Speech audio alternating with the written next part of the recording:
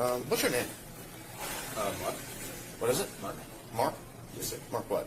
Rosario. Sorry? Someone called. They thought you were suspicious. Oh, I'm sorry. Do you have your ID on you? Yes, sir.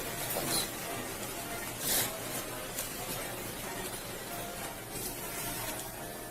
Probably should look like someone, guilty to...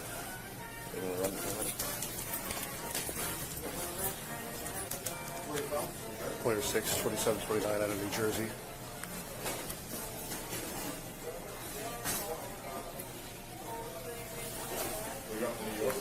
Romeo 6807 52100 07982.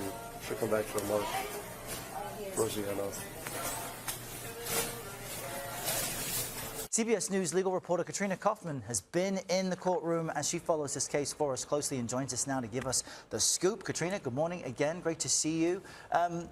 His name isn't Mike, so tell us more about this body camera footage and what it really revealed seeing it. You've seen it already, but now that we get to see it. Yes, so you're finally seeing what we've been watching in the courtroom. We've heard from both of those officers Detweiler and Fry, who testified that as soon as they walked into that McDonald's, for one, Mangione stood out. He was wearing a mask. One of them said people in Altoona do not wear masks. As soon as he took that mask down, that officer Detweiler said he was sure that it was the shooter from New York that people had been looking for. They then got that ID from him. Obviously, that was not his real name. He identified himself as Mark Rosario, and they ran at Errol. Ultimately, they used that fake ID to take him into custody. They brought him in on forgery charges for giving them false identification, but it also allowed them to keep him there. They questioned him for about 20 minutes, gathering information, and this is what's really at issue.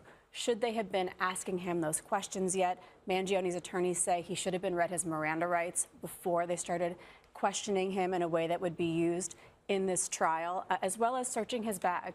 And as you've been telling us, these are pre-hearing procedures to determine what can be included and excluded as evidence during the trial. And you're in there with Mangione as this testimony is being given. I know that you mentioned a police officer who took the stand yesterday. What was Mangione's reaction? What's his general disposition in court? His life is on the line here.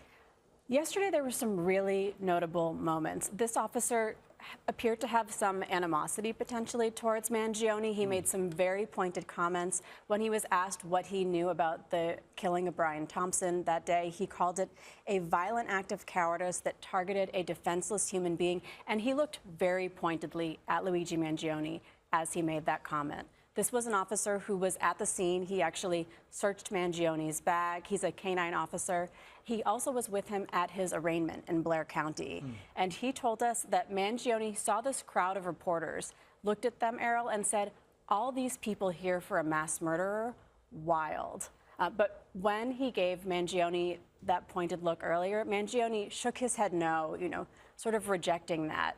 And there were a couple moments in court like that yesterday. Mangione seemed animated. He was having some conversations with his attorneys where he almost looked like he was trying to understand something. He was flipping through pages a lot yesterday, very engaged. He's always been watching this footage, but I'd say more than other days, he seemed very engaged yesterday. And no hearing today, maybe a hearing tomorrow.